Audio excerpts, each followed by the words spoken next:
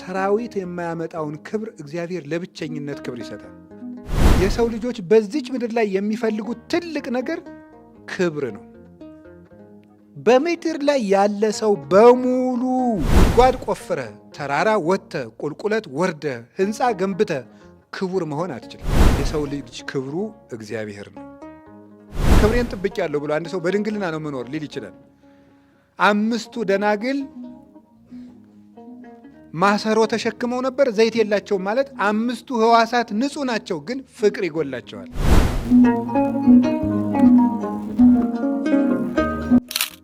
ትንቢተ ኤርምያስ ምዕራፍ 2 ቁጥር 28 እስከ 33 ስለተነገራቸው ትረስዕኑ መራት ሰርጓ፣ ሙሽራ ጌጧን ትረሳለች ወይ?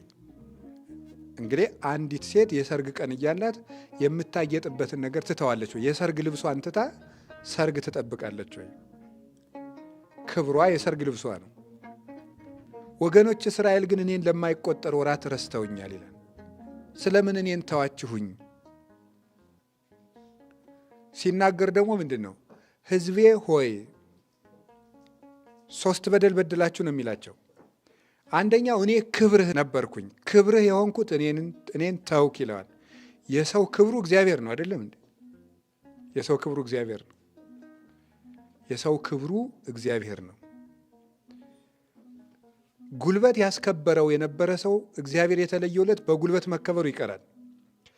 ለምሳሌ ሶምሶን በጉልበቱ ይከበር ነበረ። ያ ጉልበት ግን ያስከበረው እግዚአብሔር ከእርሱ ጋር ስለነበር ነው። ስለዚህ እንኳንስ ራሱ ተዋግቶ ከቀበሮዎች ጅራት ችቦ እሳት አቃጥሎ ቋጥሮ በላከ ጊዜ በጠላቶቹ ከተማ ይፈራ ይታፈር የነበረው ሶምሶን እግዚአብሔር ጥቂት ትቶት ፈቀቅ ባለ ጊዜ፣ ረዴቱን ትንሽ ባነሳ ጊዜ ዓይኑን አውጥተው አዳራሽ ውስጥ መኳንንት መሳፍንት ተሰብስበው ጠጅ እየጠጡ ጮማ እየቆረጡ እሱን ጥሬ ባቄላ እያስፈጩ ይስቁበት ነበር። ተጎንብሶ መጥቶ እስኪ እና አዳራሹ ውስጥ ዝፈንልን እያሉት ወደ እነሱ ሲመጣ ምሰሶ ይዞ ለመስፈን ሲመጣ ወዲህ ሲሄድ ምሰሶ እየገጨ ወዲያ ሲሄድ ሲወድቅ ሲደናበር መሳቂያ ሆኖ ነበር። እግዚአብሔር በአንዲት ጠጠር ጎልያድን በመግደል ያስከበረው ዳዊት ረዴቱን ባነሳ ጊዜ አንተ የውሻ ሬሳ የመሰልክ ተብሎ ተሰድቧል። ዳዊት 1000 ገደለ፣ ሳኦል 1000 ገደለ ተብሎ እንዳልተዘመረለት እግዚአብሔር ግን በተቆጣ ጊዜ የገዛ ልጁ እያሳደደው አንድ ተራ ሰው ሰድቦታል። አንተ ጭንጋፍ ብሎታል ዳዊትን። ስሙ በተጠራበት ይፈራ ይታፈር የነበረው ዳዊት ማለት ነው። የሰው ልጅ ክብሩ እግዚአብሔር ነው። እውነቴን ነው፣ ሌላ አይደለም። በሄደበት ሁሉ መታፈር፣ መፈራት፣ ግርማን የሚሰጥ እግዚአብሔር ነው። እግዚአብሔር ሲኖር ሰው ብቻውን ይፈራል። እግዚአብሔር ሲለይ ደግሞ ሰው ሰራዊት ይዞ ይፈራል። እንደዚያ ነው፣ ይጨነቃል። ኤልያስ በአካብ ፊት የቆመ ብቻውን ነው።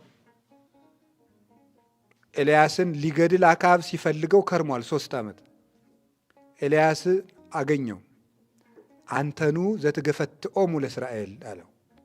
እስራኤልን የረጅም አጭር፣ የወፍራም ቀጭን፣ የቀይ ጥቁር የምታደርጋቸው በረሃብ አለንጋ የምትገለባብጣቸው ኤልያስ አንተ ነህ አለው። አኳነ ዘገፈትኦሙ ለእስራኤል፣ እኔ አይደለሁም እስራኤልን የረጅም አጭር፣ የወፍራም ቀጭን፣ የቀይ ጥቁር ያረኳቸው፣ አንተና ቤተሰቦች ጣዖት እያመለካችሁ ኃጢአት እየሰራችሁ ነው አለው ንጉሱን። ስለምን አልገደለውም? እግዚአብሔር በኤልያስ ትከሻ ላይ ስለነበረ ብቻውን ተፈራ። ንጉስን ነቢዩ ዳንኤል ይችን ዓለም እንደ ሰም አቅልጦ እንደ ገል ቀጥቅጦ በገዛው በናቡከደነጾር ፊት ሲቆም ያልገደለው ለምንድን ነው? ብልጣሶርን ትሞታለህ፣ ማኔ ቴቄል ፋሬስ ማኔ ብሂል ሰፈራ እግዚአብሔር ለመንግሥትከ ወተረክበት ሕጽጽተ መንግሥትህን እግዚአብሔር ቆጠራት ጎላ ተገኘች አለው። እንዲህ ብሎ ሲነግረው ወተደሎት በመዳልው እግዚአብሔር በሚዛን መዘናት ወተውበት ለካልከ ለሌላም ተሰጠች፣ እነሆ አንተ ዛሬ ትሞታለህ አለው። እና እንደዚህ ሲለው ንጉሡ ዳንኤልን እንዳይገለው የሚያርግማን ነው። እግዚአብሔር ክብር ነው። እግዚአብሔር ክብር ነው። ሰራዊት የማያመጣውን ክብር እግዚአብሔር ለብቸኝነት ክብር ይሰጣል። ዮሴፍ በፈርዖን ፊት በጨካኙ ፊት እንዲቆም ያደረገው እግዚአብሔር ነው። በግ ጠባቂ የነበረውን ዲዳ አከናምነው በሚናገሩ በግብፅ ፈላስፎች ፊት ቆሞ ንጉሡን እግዚአብሔር ሕዝቤን ልቀቅ ብሎሃል ብሎ እንዲናገር ያደረገው እግዚአብሔር ነው። ፈርዖን ፍልጥ የሚመገቡ ፈረሶች የሚሸከሙትን ሰረገላ ይዞ መጥቶ ያልፈራችው ባህር እግዚአብሔርን ተሸክማ ሲሆን ግን የሙሴን በትር ፈራች። እግዚአብሔር ሲለይ ሰረገላም እንኳን ሊፈራ ያሰጥማል። እግዚአብሔር ሲኖር ግን ቀጭን በትርም ባህር ይፈራታል። እግዚአብሔር ግርማ ነው፣ ክብር ነው እና ሕዝቤ ክብሩን ተወ ብሎ ነበረ ኤርምያስ የነገራቸው። ሕዝቤ ክብሩን ተወ። ክብሩ ማን ነው? እግዚአብሔር ነው። በዚች ምድር ላይ በጣም የሚገርመኝ ነገር ምንድን ታውቃላችሁ? የሰው ልጆች በዚች ምድር ላይ የሚፈልጉት ትልቅ ነገር ክብር ነው። በምድር ላይ ያለ ሰው በሙሉ የሚፈልገው ምንድን ነው? ክብር ነው። ክብር መፈለጉ ብቻ አይደለም የሚያስገርመን፣ ክብር ሳይኖረው ራሱ ክብር አለህ እንድንለው መፈለጉ ነው የሚገርመው። እንዲህ በጣም ይገርማል። ራሱን ዋሽቶም ቢሆን አንተ ክቡር ነህ ስንለው ደስ ይለዋል፣ እንዳልሆነ እያወቀው እና የሰው ልጆች ሁሉ የጠብ ምንጭ አንዱ ክብር እኮ ነው። ሰው ክብሩን ለማስጠበቅ ክብሩን ለማሳየት የማይፈነቅለው ድንጋይ፣ የማይወጣው ተራራ፣ የማይሻገረው ወንዝ አለ የለም። ምን ለማድረግ? ክቡር መሆኑን ለማሳወቅ። ግን ጉድጓድ ቆፍረ፣ ተራራ ወጥተ፣ ቁልቁለት ወርደ፣ ህንፃ ገንብተ ክቡር መሆን አትችልም። ክቡር መሆን የሚቻለው እግዚአብሔርን በመፈለግ ብቻ ነው። የሚያስከብር እግዚአብሔር ነው። የሚያከብር እግዚአብሔር ነው።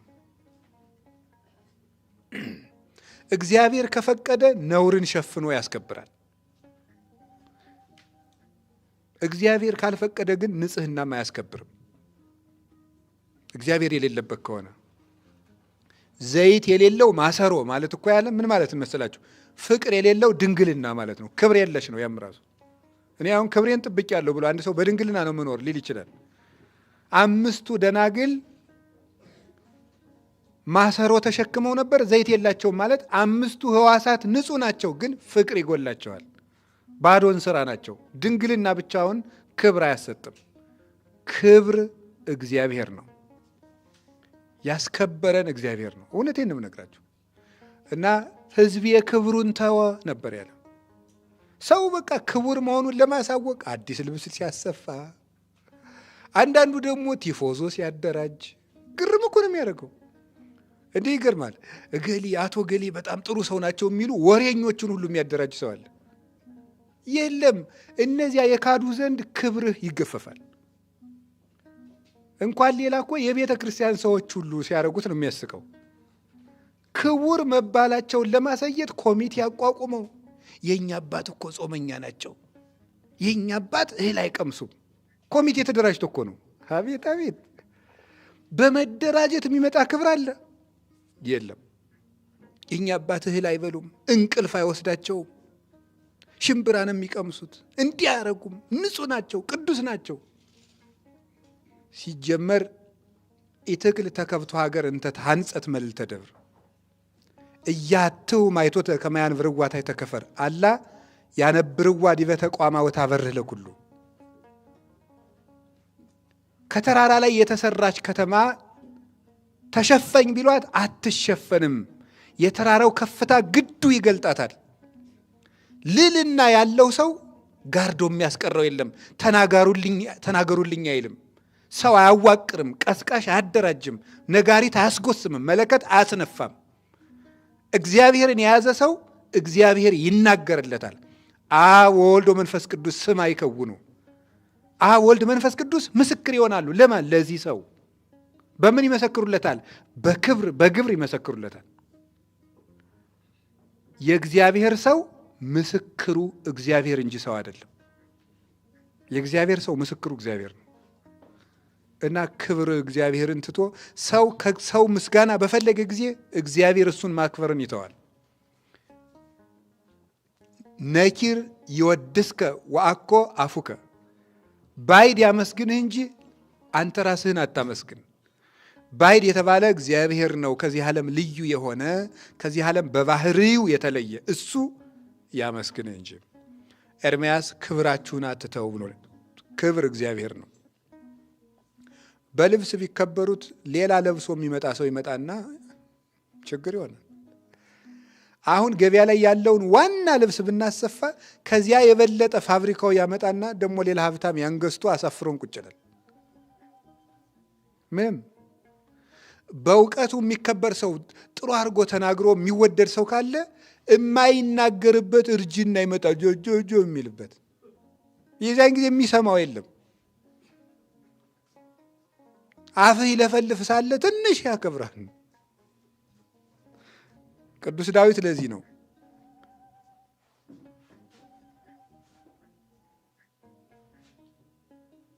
ኃይሌ በተለየኝ ጊዜ አትተወኝ አለ።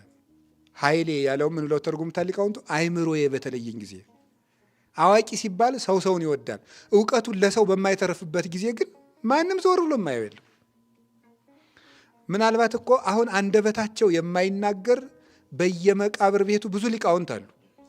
አርጅተው እንዲህ ጎብጠው የተቀመጡ ዘወር ብሎ የማያቸው። አፈቀላጤውን ግን ሰው ይከተለዋል። እነዚያን የሚያያቸው የለም። በጊዜው ይናገሩ ሳለ ሰው ይወዳቸው ነበር። ዛሬ ግን የሚያስባቸው የለም። እውቀትም ቢያስከብር ለጊዜው፣ መልክም ቢያስከብር ለጊዜው ወረት ነው። ሀብት ቢያስከብር ለጊዜው እስኪጠፋ ጊዜ። እግዚአብሔር የህይወት ውሃ ነው። የህይወት ውሃ ማለት የሚያሳርፍ፣ ሰላም የሚሰጥ፣ ደስታ የሚሰጥ፣ ሁከትን የሚያጠፋ፣ ከመቅሰፍት የሚሰውር፣ እማያውክ፣ ተደላድሎ የሚያኖር የረፍት ውሃ ክርስቶስ ነው። እንግዲህ በዚህ ዓለም ላይ ብዙ የሚጠጡ ነገሮች መጥተዋል። ለጠጧቸው ሰዎች ረፍት ሲሰጧቸው አልሰማንም። ሲያውኳቸው ሲያድሩ የምናውቀው መጠጥ ራሱን እያሳደገ ሂዷል። እያሳደገ ሰው ግን ጠጥቶ ታወከ።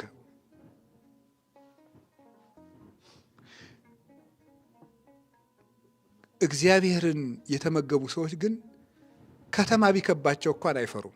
ሁልጊዜ በደስታ ይኖራሉ። ጦርነት ውስጥ በሰላም ይኖራሉ። ጠላት መሃል ተደላድለው ይቀመጣሉ። ባራዊት መሃል ደስ ብሏቸው በሞገስ ይሄዳሉ። በጠላቶቻቸው ታፍረው ተፈርተው ይኖራሉ። ቢሞቱ እንኳን ሞታቸው ክብር ይሆናቸዋል። እኔ የህይወት ውሃ ነበርኩ፣ ሰዎች እኔን ተውኛል። እግዚአብሔር መመገብን መተው። በብሉይ ኪዳን እግዚአብሔር መመገብ ማለት ማክበር፣ ማምለክ፣ ከመግቦቱ አለመራቅና በመቅደሱ ተዋህዶ መኖር ነው። በሐዲስ ኪዳን ግን ቅዱስ ሥጋውን ክቡር ደሙን መመገብ ነው። ሶስተኛውስ ምን አለ? እኔን መተዋቸው ሳያንስ ወከረዩ አዘቃተ ንጹፋተ፣ ውሃ የሌለባቸውን ምንጮች መቆፈር ጀምሮ አለ። እኔን መተው አንድ ነገር ነው። እንደገና ደግሞ አለ ውሃ የሌለባቸው ምንጮች ቆፈሩ። ውሃ የሌለባቸው ምንጮች ማለት ምን ማለት ናቸው?